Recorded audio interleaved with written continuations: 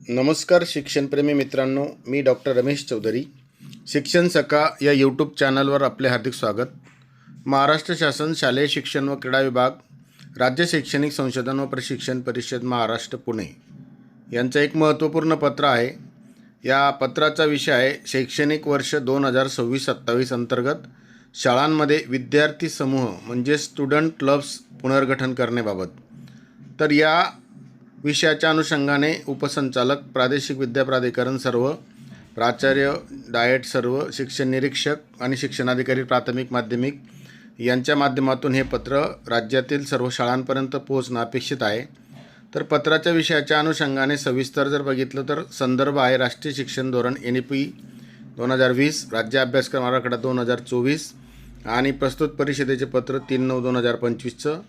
तर राष्ट्रीय शिक्षण धोरण 2020 नुसार आणि राज्य अभ्यासक्रम आराखडा म्हणजे SCF 2024 नुसार शिक्षणाचा उद्देश केवळ पाठांतर किंवा पुस्तकी ज्ञानापुरता मर्यादित न ठेवता विद्यार्थ्यांचा बौद्धिक, सामाजिक, भावनिक, नैतिक, सर्जनशील, शारीरिक व व्यावसायिक सर्वांगीण विकास साधणे हा आहे. विद्यार्थ्यांच्या क्षमता, आवडीनिवडी, कल्पकता व कौशल्यांना वाव देणारे अनुभवावर आधारित व विद्यार्थी केंद्रित शिक्षण हे प्रमुख ध्येय आहे. तर या उद्दिष्टांच्या अनुषंगाने राज्य मंडळाच्या अधीनस्थ ज्या सर्व शाळा आहेत, ज्याच्यामध्ये प्राथमिक, माध्यमिक शाळा आणि कनिष्ठ महाविद्यालय हे स्थापन करण्यात आलेले आहेत, त्याच्यामध्ये विद्यार्थी समूह म्हणजे स्टुडंट्स क्लब हे विद्यार्थ्यांना नेतृत्व, सहकार्य, प्रयोगशीलता आणि सामाजिक सहभागाची संधी देणारे महत्त्वाचे व्यासपीठ ठरले आहे. शैक्षणिक वर्ष 2026-27मध्ये विद्यार्थी समूहांचे पुनर्गठन करून त्यांना अधिक प्रभावी व परिणामकारक बनविणे आवश्यक आहे. विद्यार्थ्यांच्या विविध क्षमतांचा विकास होऊन शाळांमध्ये समान संधी, समावेशन, कौशल्याधारित शिक्षण व नेतृत्व गुणांचा विकास त्यामुळे साध्य होणार आहे.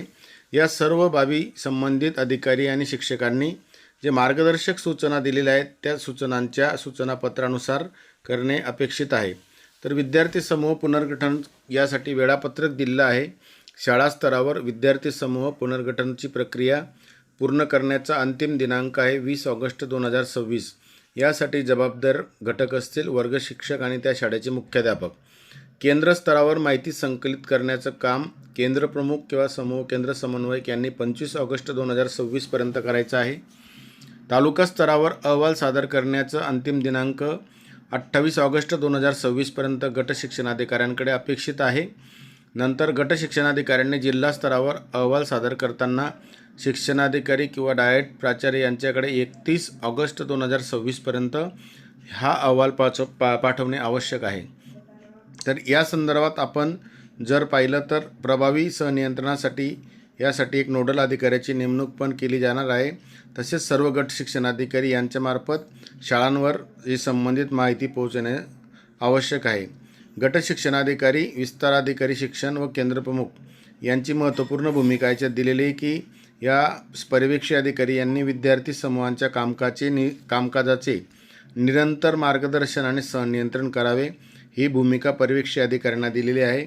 मार्गदर्शक उपलब्धता, विद्यार्थी समूहांची रचना, उपक्रम आणि कामकाजाबाबतची सविस्तर विद्यार्थी समूह मार्गदर्शिका शाळास्तर, वर्गस्तर ही पुस्तिका SCRTच्या संकेतस्थळावर लिंक आहे, त्या लिंकवर उपलब्ध आहे. ती लिंकसुद्धा मी आपल्याला डिस्क्रिप्शन बॉक्समध्ये देणार आहे आणि सोबत व्हिडिओमध्ये सुद्धा दाखवणार आहे.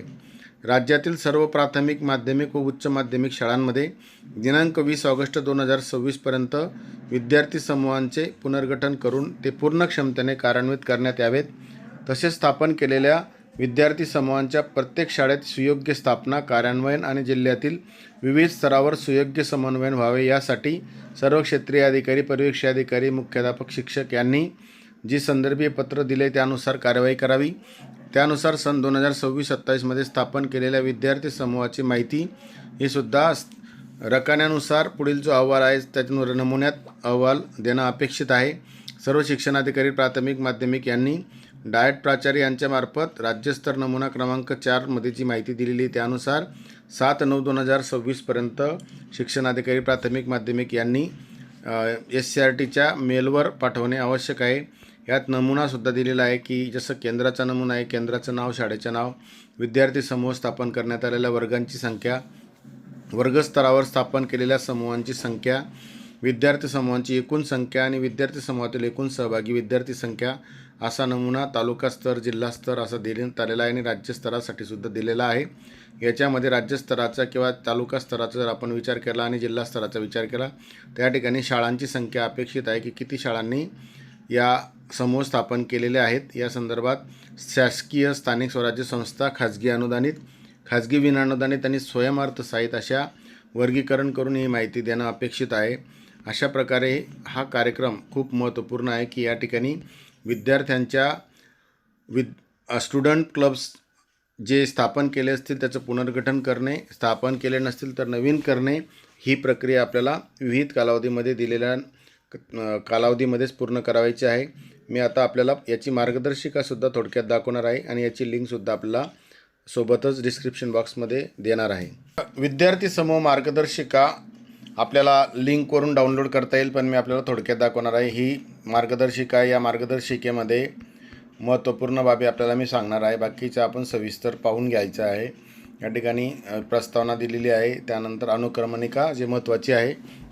तर कोण विद्यार्थ्यांचे ते समूह, कोणते क्लब स्थापन करायचे या संदर्भात विद्यार्थ्यांचे क्लब खालील प्रकारचे असणार आहेत. जसं मराठी विषय समूह आहे, इंग्लिश लँग्वेज क्लब आहे, हिंदी विषय समूह आहे, उर्दू विषय समूह आहे, इतिहास विषय समूह आहे, भूगोल विषय समूह आहे, नागरिकशास्त्र विषय समूह आहे, अर्थशास्त्र, गणित, विज्ञान, क्रीडा, छंद आणि सहशालेय उपक्रम समूह, विद्यार्थी संघटना समूह, चालू घडामोडी समूह, सामान्य ज्ञान समूह, स्वच्छता, आरोग्य, परिसर सुरक्षा समूह, पर्यावरण संवर्धन समूह, आधुनिक तंत्रज्ञान समूह, शालेय कार्यक्रम व्यवस्थापन समिती समूह, सामाजिक कार्य व सर्वेक्षण समूह, वाचन समृद्धी समूह.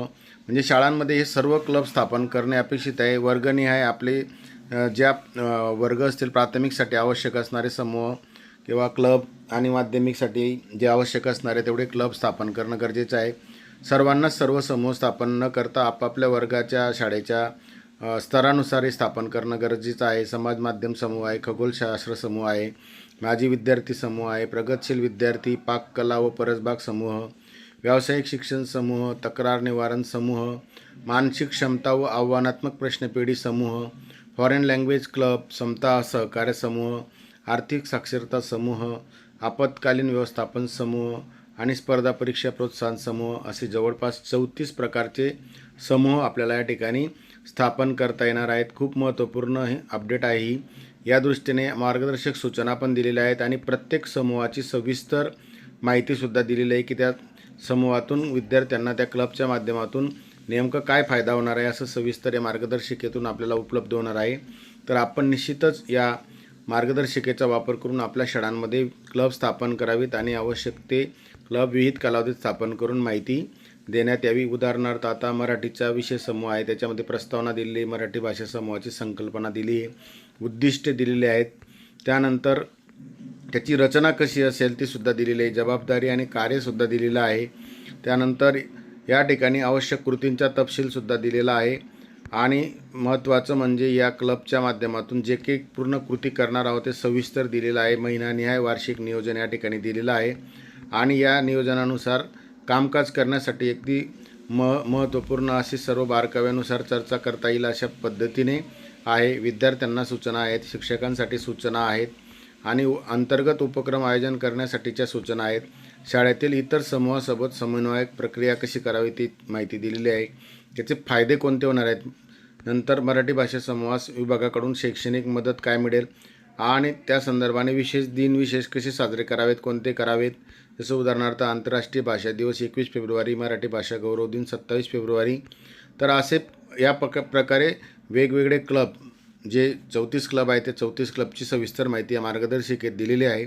आपण आपल्या शाळांमध्ये जास्तीत जास्त क्लब स्थापन करून विद्यार्थ्यांच्या शैक्षणिक आणि गुणवत्ताविषयक आणि इतर सहशालेय उपक्रमांच्या माध्यमातून हे क्लब स्थापन करावेत आणि या क्लबच्या माध्यमातून आपल्या शाळेच्या विद्यार्थ्यांच्या प्रक्रिया उंचवावी यासाठी आपल्या सर्वांना मनापासून शुभेच्छा. आपण आतापर्यंत व्हिडिओ पाहिला असेल तर लाईक करा, कमेंट करा आणि चॅनलला सबस्क्राईब करा. आपले सर्वांचे मनपूर्वक धन्यवाद.